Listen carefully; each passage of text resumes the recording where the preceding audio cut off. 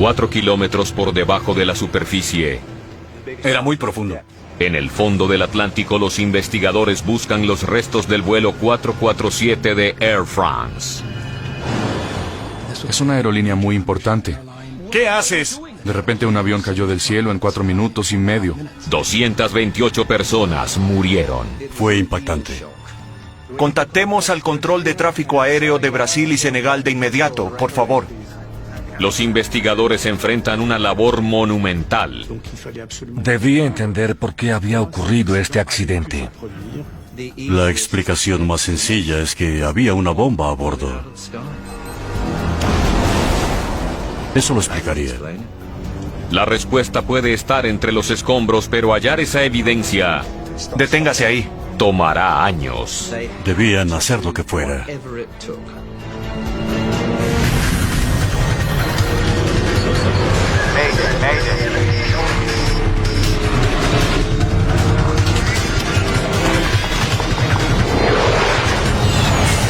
Catástrofes aéreas.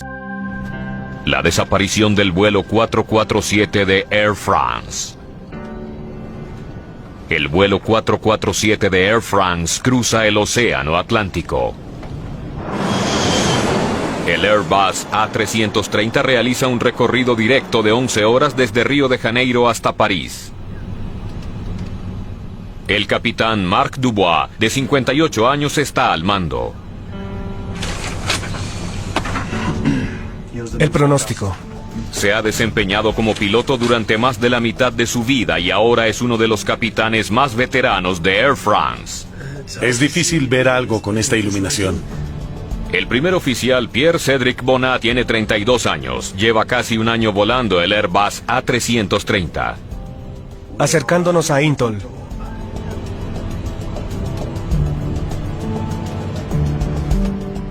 El piloto David Robert, de 37 años, pertenece a la tripulación de apoyo. Los 3 pilotos realizan turnos para permanecer alerta.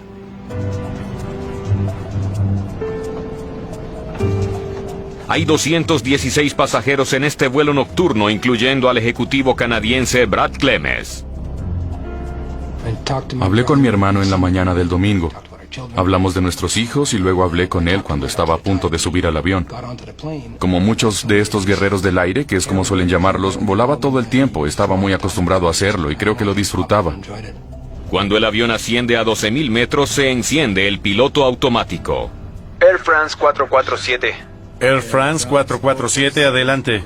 La tripulación se comunica con el control de tráfico aéreo de Brasil. Air France 447, contacto con Atlántico. Mientras vuela, una computadora a bordo controla los motores, los sistemas hidráulicos y otros procedimientos. También envía informes a la sede de Air France. Cada 10 minutos la computadora transmite la posición del avión y otros datos de la aeronave. El objetivo del envío de estos datos es ayudarle a los equipos en tierra a prepararse para cualquier reparación que pueda necesitar la aeronave antes de su siguiente recorrido. Atlántico, Air France 447, llamando al Atlántico. Air France 447, Atlántico, adelante. Después de 3 horas de vuelo, el capitán reporta el acercamiento a un punto de referencia de navegación en las costas de Brasil. Air France 447, llegando a Intol. Mantener vuelo en curso 350. Entendido. Tenemos algo al frente. Sí, ya lo vi.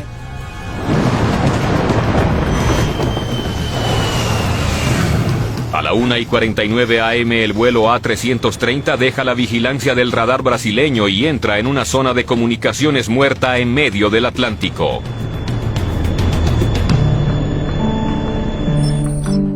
Dos horas más tarde, un controlador de tránsito aéreo en Senegal intenta contactar al vuelo.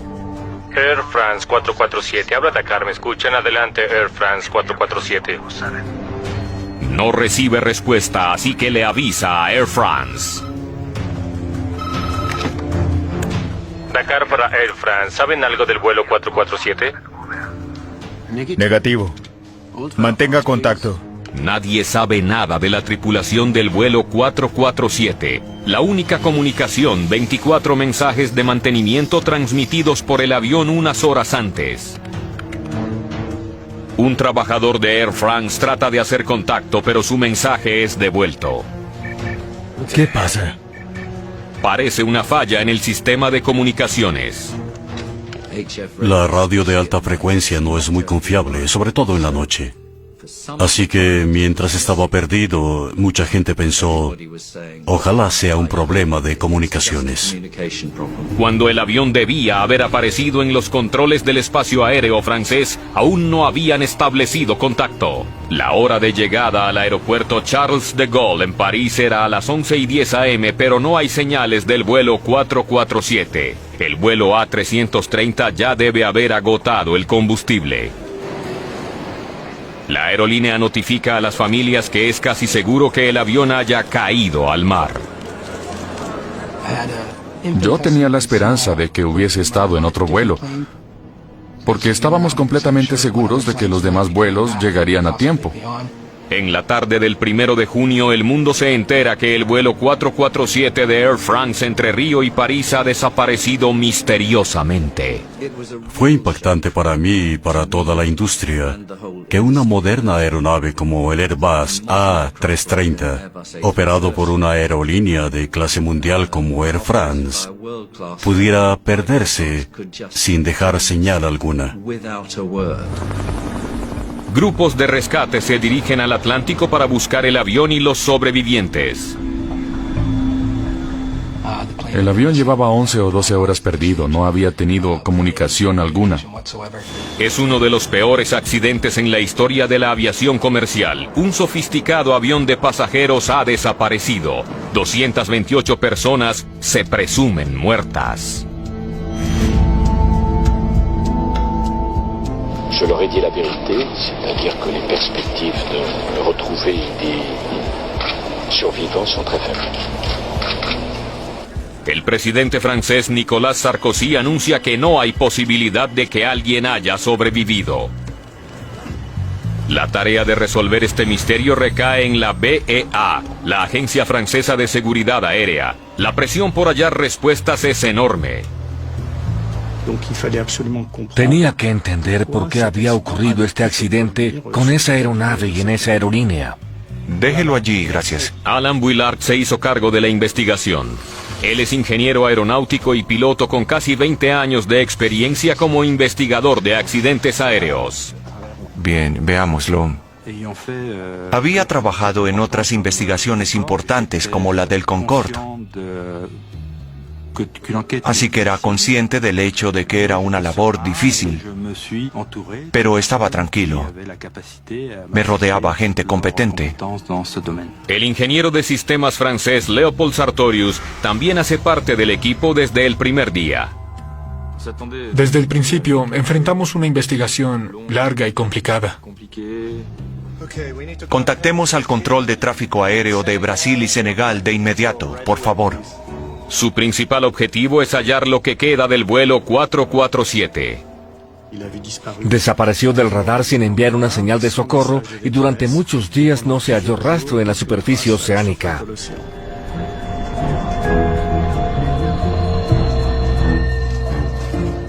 Esta es la última posición reportada. Los mensajes de posicionamiento enviados por el avión cada 10 minutos nos permitieron estar seguros de la zona, una gran zona, donde el avión podía ser hallado. Sartorius no sabe qué dirección tomó el avión después de enviar ese último mensaje. Solo se sabe la velocidad del vuelo, pero el área de búsqueda es muy grande. Empecemos por aquí. Son miles de kilómetros cuadrados de mar abierto. Las fuerzas aéreas y navales examinan el océano en busca de cualquier señal del vuelo 447.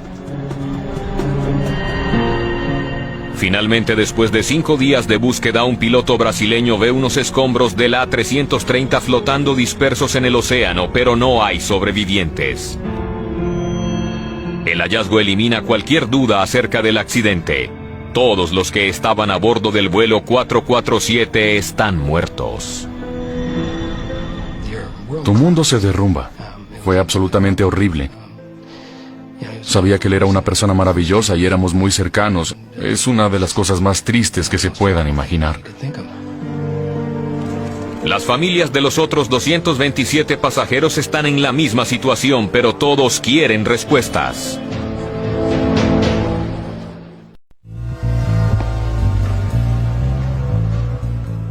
¿Qué hace caer un Airbus desde 12.000 metros de altura? Nada. Es un hecho insólito que un avión caiga estando en velocidad de crucero.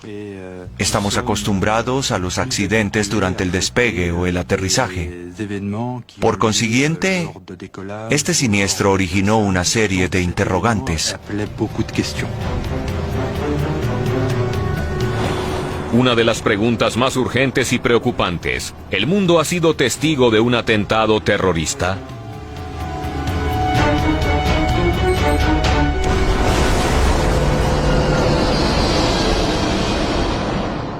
Un escenario de terrorismo era totalmente posible, porque se trata de un avión muy moderno, con un buen historial de seguridad. La explicación más sencilla es que había una bomba a bordo. Eso lo explicaría todo. Las corrientes del Atlántico han extendido los escombros del avión en un área de más de 500 kilómetros cuadrados.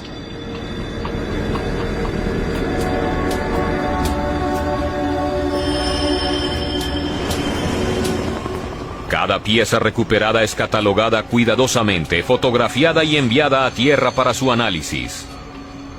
Pero los restos que se hallan en el fondo del mar son los que necesitan los investigadores, incluyendo las grabadoras de voz y de datos de la cabina de mando. Si no podemos encontrar las grabadoras de vuelo, jamás entenderemos qué sucedió. Ambas grabadoras registran detalles importantes. Air France 447. Air France 447, adelante. Lo que dijeron e hicieron los pilotos durante el vuelo. Air France 447, contacto con Atlántico. Las cajas negras son tan vitales que están equipadas con un radiofaro que ayuda a los investigadores a ubicarlas incluso bajo el agua. Pero el reloj no se detiene. El faro solo puede enviar esa señal durante 30 días. El océano Atlántico alcanza una profundidad de 4,5 kilómetros en algunos lugares, más profundo que donde se encontraron los restos del Titanic. Los técnicos escuchan la señal. Debemos llegar sobre ellas. Mientras tanto, escanean un área de búsqueda de 17,000 kilómetros cuadrados. Era un área muy grande. Se convirtió entonces en una verdadera carrera contra el tiempo. Tan solo teníamos 30 días. Mientras que la BEA recorre el fondo del océano en busca de las grabadoras de vuelo, otros miembros del equipo están examinando la única evidencia que tienen hasta ahora. Reuniré los mensajes que envió. Los 24 mensajes de mantenimiento enviados por el vuelo 447 llegan al Sistema de Direccionamiento de Comunicación y Reportes de Aeronaves, o ACARS. Este fue el primer accidente grave de un avión de pasajeros moderno en el que usamos los datos de ACARS. Los mensajes de ACARS son muy técnicos. No están diseñados para revelar lo que la tripulación vio, dijo o hizo durante el vuelo. Tener solo mensajes de mantenimiento es realmente inusual. Teníamos muchos datos, pero en realidad muy poca información. Pero sí ofrecen una ventaja interesante. Mira este problema con los tubos de pitot. Uno de los mensajes de mantenimiento indica una falla en el dispositivo que mide la velocidad del aire, los tubos de pitot. Los mensajes de ACARS nos dieron la primera pieza del rompecabezas. Sabíamos que había una obstrucción en los ductos de aire. Estos tubos son pequeños sensores cilíndricos que van en la parte delantera del avión. Cuando el aire se precipita a través de estos tubos, se calcula la velocidad, pero en ocasiones, estos sensores pueden fallar temporalmente. En un entorno con cristales de hielo, estas densas formaciones pueden taponar el tubo e impedir la entrada de aire. Air France y otras aerolíneas estaban en el proceso de reemplazar estos ductos para evitar ese tipo de problema. Los tubos se congelan permanentemente. Es molesto, pero no es peligroso. Un sensor congelado no se considera una falla catastrófica. Si falla un tubo, el avión no se cae. Los pilotos sabían del problema y cómo superarlo. La compañía decidió enviar a sus pilotos un boletín informativo que describía el fenómeno y las medidas correctivas apropiadas. Mira esto. Bullard concluye que los tubos congelados por sí solos no pueden explicar el accidente. Hay algo más involucrado. Esto no ayuda mucho. Estábamos seguros de ello. Habría que buscar en otra parte. Los sensores congelados no pueden haber sido los culpables. Bullard se pregunta si el clima extremo pudo haber jugado un papel crucial en la catástrofe. Una turbulencia fuerte puede dañar un avión o incluso causar su caída, al dañar un ala o afectar los sistemas de navegación. Los investigadores consideran la posibilidad de que el vuelo 447 haya atravesado un clima extremo con la suficiente fuerza para derribar el avión. La turbulencia podría ser el fenómeno que explicara el accidente. Altitud, señor. Estamos a 11.000 metros. ¡Al máximo! Incluso a esta altura para los pilotos puede ser imposible recuperarse de una entrada en pérdida causada por una terrible tormenta. Las fuerzas naturales pudieron despedazar el avión. En un avión, el principal peligro de la turbulencia es el daño estructural, como perder una parte de la cola o perder un ala, lo cual sucede en casos extremos. Y la nave podría entrar en pérdida.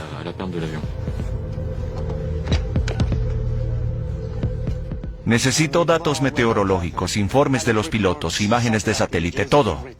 El vuelo 447 desapareció en una región volátil donde los vientos alisios de ambos hemisferios convergen creando violentas tormentas. Estaban en una zona de convergencia intertropical que con frecuencia tiene fuertes turbulencias.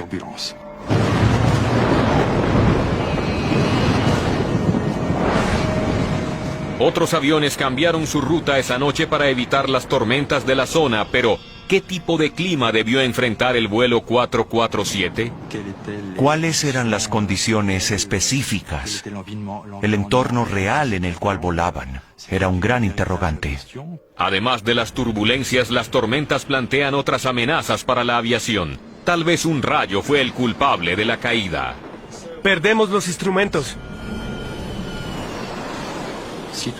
Si se hubiese presentado alguna deficiencia en el aislamiento del avión y se hubiesen averiado los sistemas, debieron tener muchos problemas. ¿Pudo un rayo derribar el vuelo 447?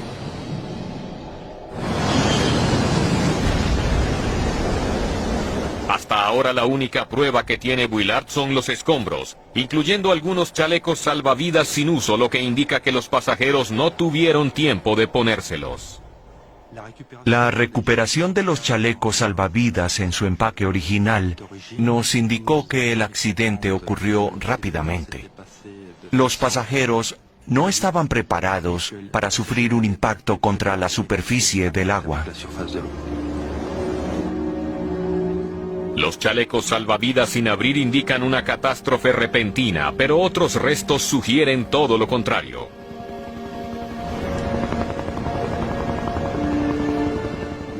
La recuperación de la cola fue un logro determinante. El patrón de fragmentación puede revelar pistas importantes acerca de cuándo se desprendió la cola. Todos los daños fueron de naturaleza estática. No había rastro de rupturas por fatiga. Esto sucedió cuando golpeó contra el agua. La cola estaba conectada al fuselaje en el momento del impacto.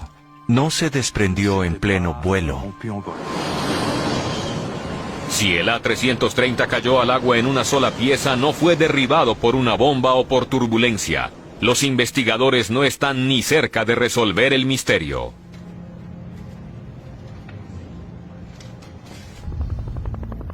Han pasado 3 semanas desde que el vuelo 447 desapareció en el Océano Atlántico. En pocos días se agotarán las baterías de los radiofaros de las grabadoras de la aeronave.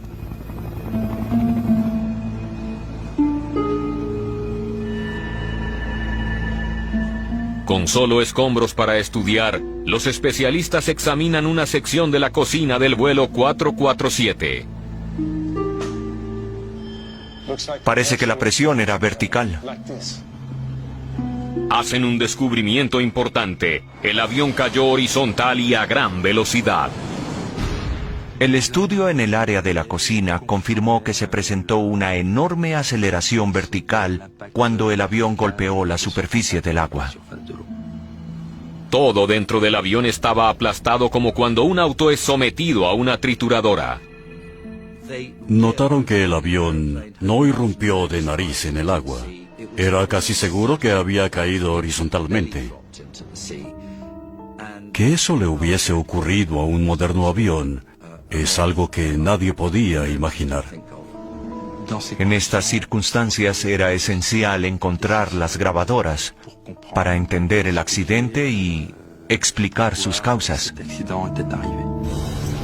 La búsqueda alcanza el día 30 sin resultado alguno. Se presume que el radiofaro ya no funciona. Bullard usa un sonar de alta tecnología para continuar la búsqueda. Desde ese momento, el sonar era la única herramienta para detectar metales en el suelo marino y la única opción para hallar los restos. Pero escarpadas montañas y valles submarinos hacen que sea muy difícil analizar el fondo del océano. El área de búsqueda no había sido estudiada, tenía el tamaño de Suiza y era como recorrer los Alpes tratando de hallar un avión. Este terreno era eso, básicamente, en sentido general. Eso parece. Después de meses de búsqueda han examinado más de 22.000 kilómetros cuadrados del fondo marino y no han hallado absolutamente nada. La ausencia de las grabadoras de vuelo y de restos era frustrante, un verdadero fracaso.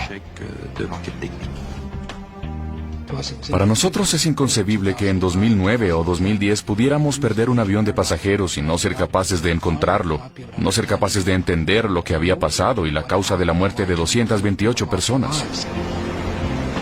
Los investigadores están decididos a tener éxito y usan los mismos vehículos automatizados que hallaron al Titanic bajo el agua. Es quizás la primera vez que esta clase de vehículos fue llevado a este terreno para buscar algo tan pequeño. Era un gran avión, pero cuando estás junto a él, en medio del océano, es un elemento muy pequeño. Pero no hay señal de los restos en el fondo del mar.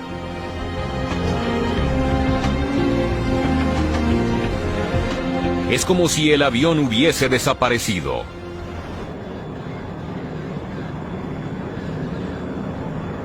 $18 meses después de que el vuelo 447 cayó al mar, Bullard se da cuenta de que las probabilidades de hallarlo son cada vez más escasas. A finales de 2010 ya habíamos gastado 22 millones de euros. Continuar con la búsqueda costará más millones, sin ninguna garantía de éxito. No teníamos certeza de encontrar los restos. Y aunque halláramos las grabadoras, no estábamos seguros de poder escucharlas. La caja negra no está diseñada para permanecer a tal profundidad durante 2 años y seguir siendo funcional. Las cajas negras pueden haber sido aplastadas por la enorme presión del agua. A 4 kilómetros por debajo de la superficie se soporta una fuerza de más de 5.000 libras por pulgada cuadrada. Los investigadores pueden estar luchando una batalla perdida. Casi 2 años después del desastre de Air France, Bullard tiene poco que mostrar por sus esfuerzos. Escombros poco significativos y no hay señal de las cajas negras, pero se niega a darse por vencido. No puedo detenerme. Debemos encontrar las cajas. El trabajo de la BEA era averiguar qué había ocurrido y querían encontrar las cajas negras. ¿Puede imaginar lo que sería para Airbus no saber qué había causado el accidente? Solo tenían hipótesis al respecto. Las familias de las víctimas también están desesperadas por respuestas. Para nosotros era importante encontrar las cajas negras y averiguar qué había sucedido. Estábamos decididos a presionar a las autoridades para que la búsqueda continuara.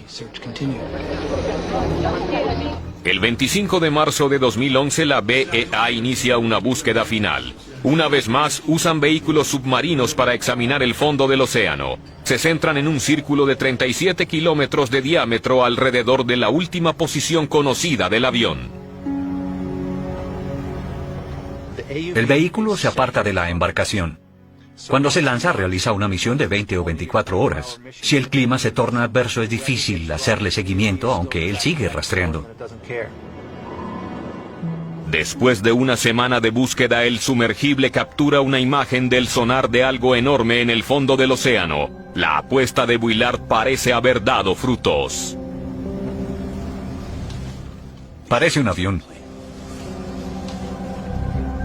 El equipo envía inmediatamente otro sumergible para tomar imágenes digitales de alta resolución.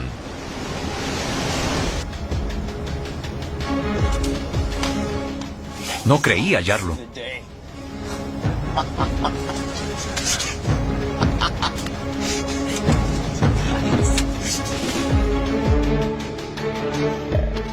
El equipo envía las imágenes directamente a la oficina de Buillard en París. 2 años de esfuerzos están plasmados en este momento.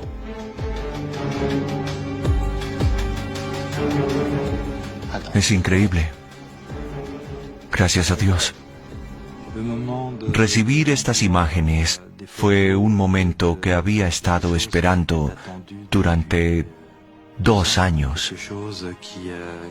Las emociones que me embargaron fueron indescriptibles.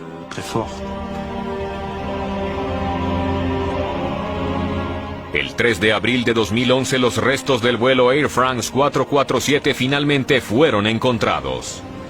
Yacen a 12 kilómetros al noroeste de la última posición conocida, a una profundidad de casi 4.000 metros. Localizar los restos de un avión es algo significativo en la vida de un investigador.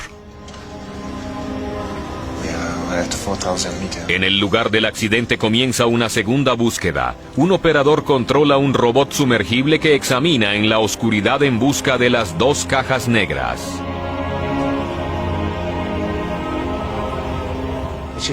Parecía un depósito de chatarra. Solo había escombros de la aeronave por todas partes, una pieza encima de otra. Había revestimiento del fuselaje, toda clase de cosas.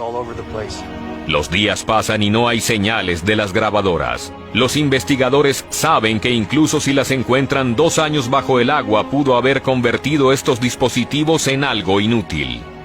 No sabíamos si las grabadoras de datos y de voz de la cabina de mando estaban aptas para funcionar. Entonces Buillard recibe el alivio que ha estado esperando. Deténgase ahí. Un acercamiento.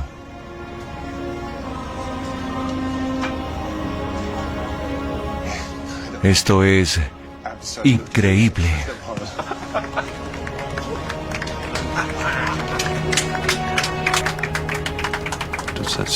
Those are moments that are difficult to describe. Moments in your career that you can't forget. Un vehículo submarino no tripulado recupera la grabadora de datos de vuelo y de voz de la cabina. Una vez encubierta se la llevaron y la pusieron en un lugar seguro, y todos nos limitamos a esperar. Y en ese momento, aunque la recuperamos, la sensación era de incertidumbre.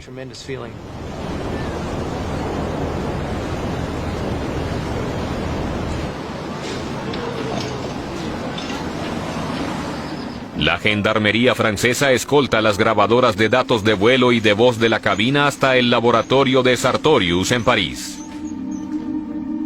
Después de incontables horas de búsqueda y teorización, el mundo finalmente podrá entender qué sucedió a bordo del vuelo 447. La respuesta a lo que salió mal puede estar oculta en estos dos contenedores. Había mucha preocupación de que pudiese cometer un error que diera lugar a la pérdida de información. Deben ser manipuladas con sumo cuidado. Un movimiento en falso y una búsqueda de 2 años que costó casi 32 millones de euros quedará completamente inútil. Comienzan con la grabadora de voz de la cabina retirando cuidadosamente la cubierta protectora y llegan al interior que contiene la tarjeta de memoria.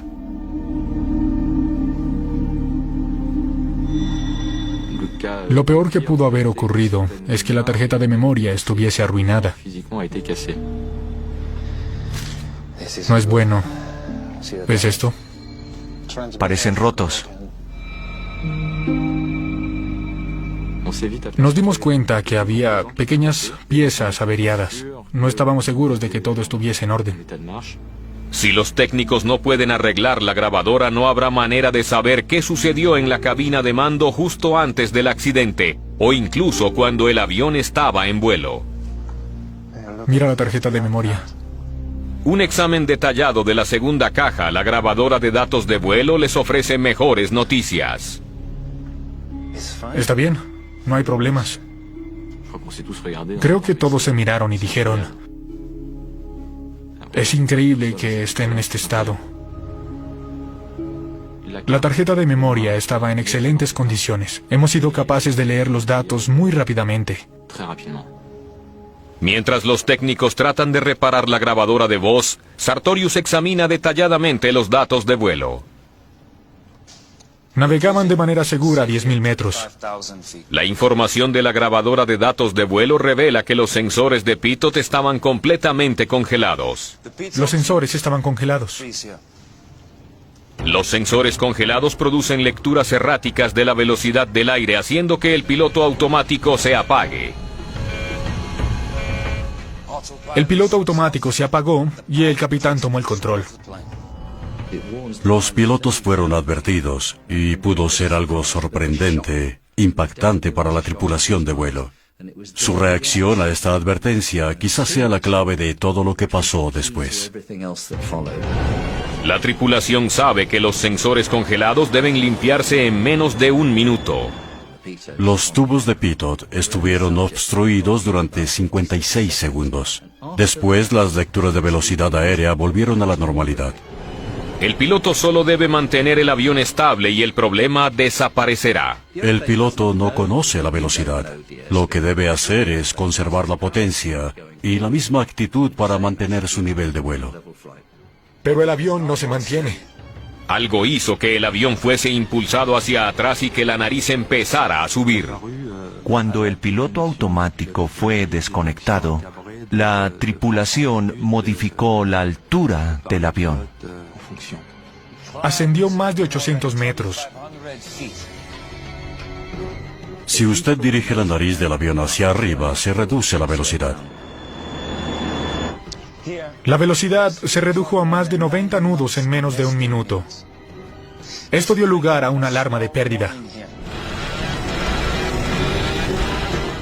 La inclinación ascendente de la nariz del avión a gran altura hace que éste descienda rápidamente. En una pérdida aerodinámica, las alas pierden sustentación y el avión cae velozmente. Fue la respuesta del piloto la que originó la caída.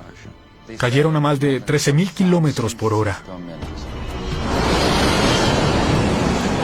Inexplicablemente, el piloto continuó ascendiendo cuando debió descender la nariz del avión para ganar sustentación y velocidad.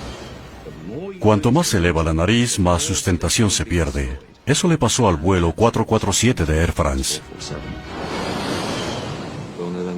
Teníamos un avión que empezó a caer como una roca. La grabadora de voz de la cabina puede revelar por qué los pilotos actuaron de esa manera.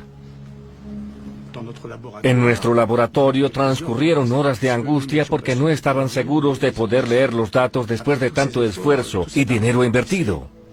¿Es audible? No sé. Los investigadores están contra la pared. Tienen solo una opción en su larga búsqueda para saber qué originó el peor desastre en la historia de Air France. Todo su trabajo ahora depende de la reparación realizada a un pequeño dispositivo electrónico.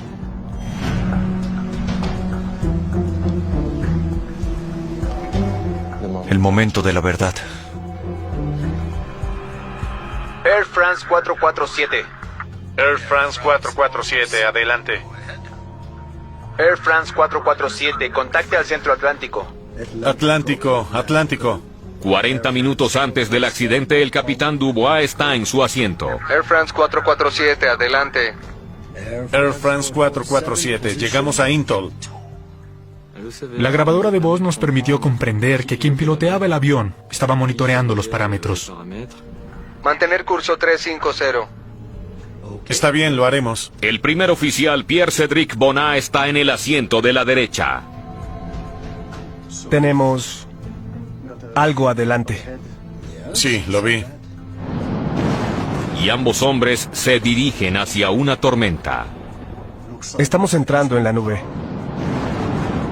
Normalmente el equipo trataría de volar por encima de la tormenta, pero en esta etapa y en un vuelo transatlántico no es seguro hacerlo. Deberíamos ascender. Sí. A 12.000 metros de altura, el aire exterior es demasiado liviano para que el pesado avión pueda ascender más. Los pilotos solo tienen dos opciones: atravesar la tormenta o tratar de rodearla.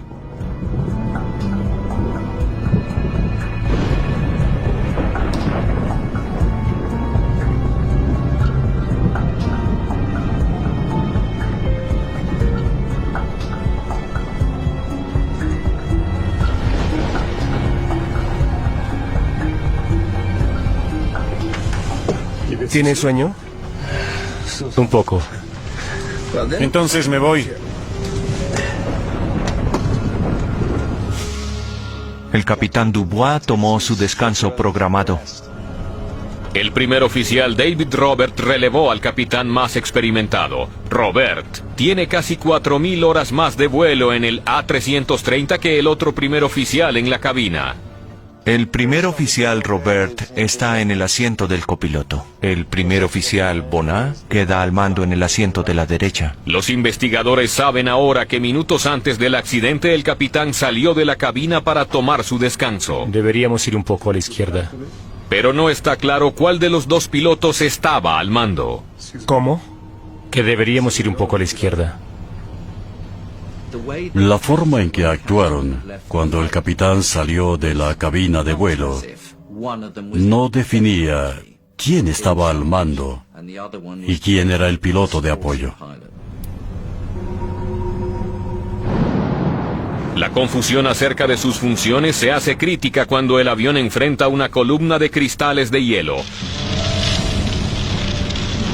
Los cristales rodean el avión. Y el hielo se incrusta en los tubos de pitot. Los cristales de hielo los obstruyen. Las lecturas de velocidad ya no son confiables. De repente los pilotos no saben a qué velocidad avanzan. El piloto automático se desactivó. Tengo los controles. ¿Qué pasa? Advertencias de entrada en pérdida comienzan a sonar en la cabina mientras Bonnat levanta la nariz. Finalmente los investigadores saben por qué el piloto puso el avión en caída. El primer oficial Bonnat ala hacia atrás y el avión entra en pérdida. Increíblemente, ningún piloto puede entender por qué sonaba la alarma. El oficial Robert no entiende qué sucede. El avión asciende y como la velocidad disminuye, dice, revisa la velocidad. Estamos perdiendo velocidad. Los pilotos dirigen la nariz del avión hacia abajo para ganar velocidad, pero inexplicablemente Bonnat ala hacia atrás y la nariz se dirige hacia arriba. Está bien, voy a bajar. Estamos subiendo, vuelve a bajar. Los pilotos luchan por recuperar el control de su avión, pero parecen completamente paralizados por la confusión. Hicieron todo mal. Era evidente lo que debían hacer.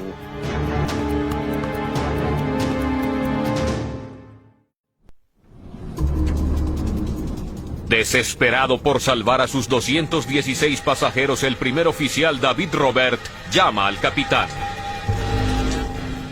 Bonin aumenta a máxima potencia, pero eso no funciona.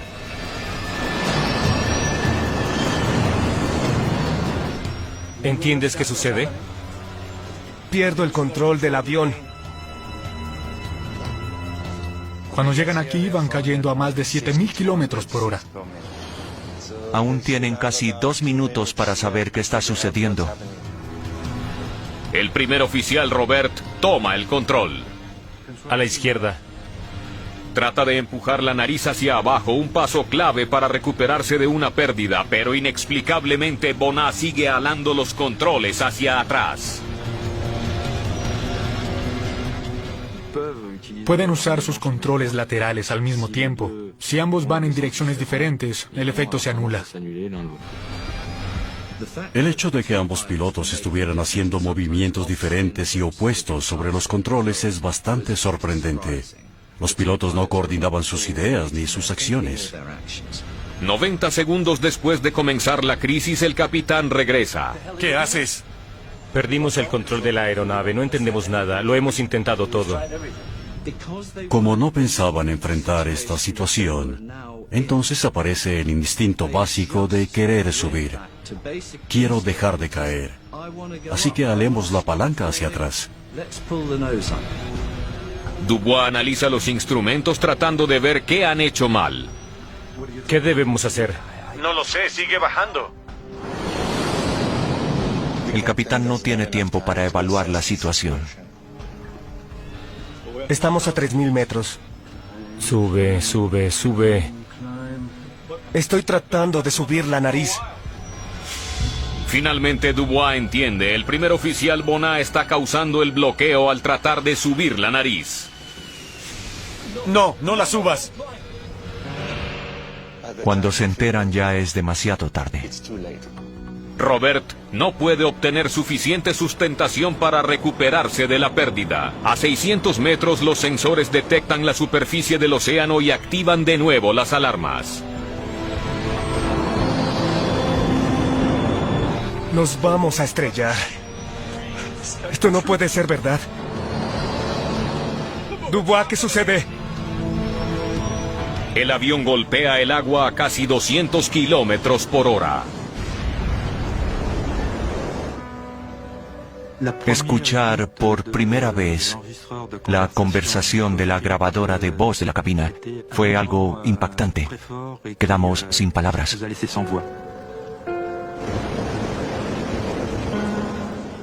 Para Alan Boulard todo estaba muy claro. En ese momento comprendió la angustia de la tripulación durante los últimos momentos de vuelo. En el verano de 2011, los equipos de rescate recuperan 104 cuerpos entre los restos sumergidos del vuelo 447, entre ellos el de Brad Clemens. El cuerpo de mi hermano fue uno de los pocos recuperados, así que pudimos llevarlo a casa y hacerle un funeral adecuado para despedirnos apropiadamente. Eso nos ayudó bastante. Más de 3 años después del accidente, Alan Boulard anuncia que la caída del vuelo 447 no fue debido a la falla en los tubos de pitot, sino a la incapacidad de la tripulación para entender y enfrentar la situación. Esto no puede ser verdad. Dubois, ¿qué sucede? Había la sensación de que estos aviones eran tan sofisticados que podían volar solos.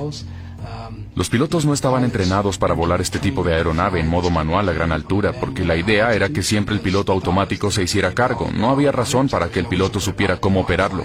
Ahora se realiza un nuevo entrenamiento que les enseña a las tripulaciones a enfrentar lecturas de velocidad poco confiables y cómo recuperar at high altitudes. Altitud. Las aerolíneas deben estar dispuestas a invertir más dinero en entrenamiento de vuelo y de conocimientos para sus pilotos. El vuelo 447 de Air France es un accidente que no se puede seguir ignorando. necesariamente se deben aplicar cambios.